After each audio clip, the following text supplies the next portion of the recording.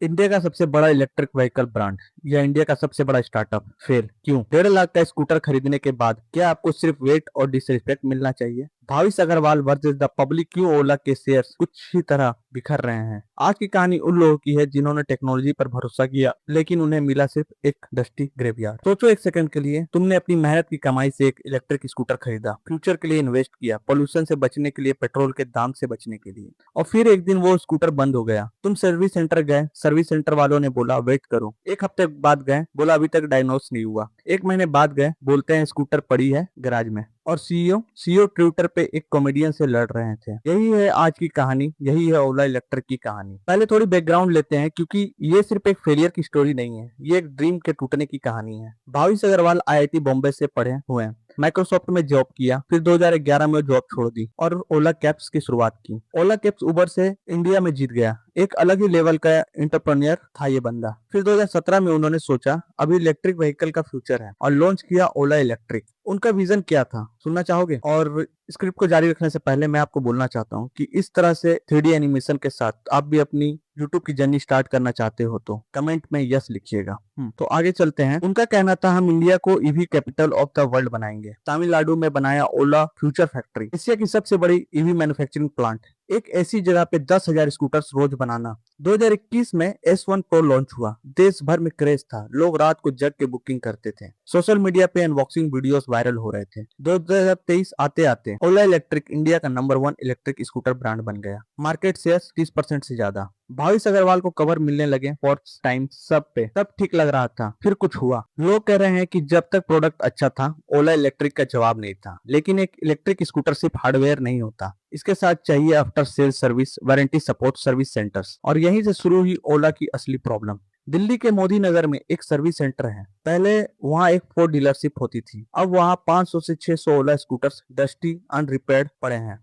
Locals ने इसका नाम रख दिया है स्कूटर्स का कब्रिस्तान। वहाँ सिर्फ 4 टेक्नीशियन हैं, काम के लिए चाहिए थे 10। और एक एम्प्लॉय ने मीडिया को बताया उनका ऑथराइज सर्विस बोर्ड भी नहीं हटा दिया। मतलब कस्टमर को पता भी नहीं था कि ये ऑफिशियल सेंटर है या नहीं। नागपुर में एक सर्विस सेंटर में 1000 स्कूटर्स पड़े हैं। मैंगलोर के सर्विस सेंटर तो कुछ टाइम के लिए बंद ही हो गए। कस्टमर्स स्कूटर्स अंदर थे और सेंटर का ताला पड़ा था। एक कस्टमर ने बताया उसने पूरा स्कूटर 3 महीने पहले सर्विस सेंटर ड्रॉप किया। 3 महीने बाद गया तो बोला गया अभी डायग्नोस भी नहीं हुआ है। तो ये एक दो केसेस नहीं है दोस्तों। ओला इलेक्ट्रिक को हर महीने 80,000 कंप्लेंट्स आती हैं। पीक डेज पे 6,000 से 7,000 कंप्लेंट्स एक दिन में, और वेट टाइम 30 से 45 दिन सिर्फ एक सिंपल रिपेयर के लिए। सर्विस की बात छोड़ो, प्रोडक्ट ही ठीक नहीं था। एक कस्टमर ने कंज्यूमर कोर्ट में केस किया, बोला उसने 1,47,000 में S1 Pro खरीदा। वेबसाइट पे क्लेम था 176 किलोमीटर रेंज, एक्चुअल में 100 किलोमीटर भी नहीं। कंप्लेंट्स में आया battery failure, wheel jamming mid ride, brake issues, range में भारी कमी, सॉफ्टवेयर ग्लिचेस। एक कस्टमर रात को 10 बजे अपनी फैमिली के साथ था, स्कूटर बंद हो गया।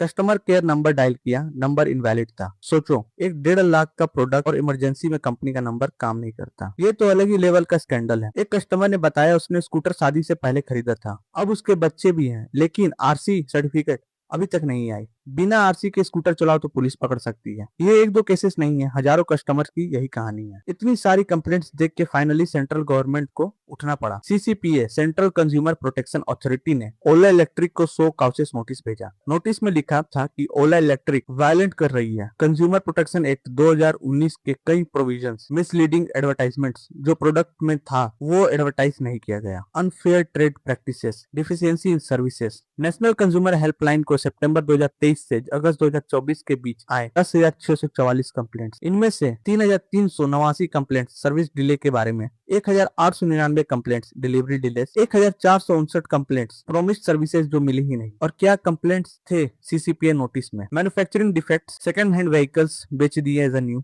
वारंटी क्लेम्स रिजेक्ट कर दिए, रिफंड्स नहीं दिए कैंसिलेशन पे, and over charging. Department of consumer affairs की सेक्रेटरी ने पब्लिकली कहा we hope the company addresses this concerns promptly. मतलब गवर्नमेंट भी हैरान थी। और ओला इलेक्ट्रिक का जवाब, उन्होंने कहा we will file a formal response, this does not affect our operations. 80 complaints per month, government notice और ये बता रहे हैं ऑपरेशंस पे कोई इफेक्ट नहीं। वाह। अब आते हैं उस मोमेंट पे जो इस पूरी कंट्रोवर्सी को नेशनल हेडलाइन बना गया। अक्टूबर 2024 stand up comedian Kunal Kamre ने ट्विटर पे एक फोटो शेयर की ओला सर्विस सेंटर के बाहर डस्टी स्कूटर्स की। उन्होंने लिखा, do Indians consumers have a voice, do they deserve this, two wheelers are many daily wages workers lifeline.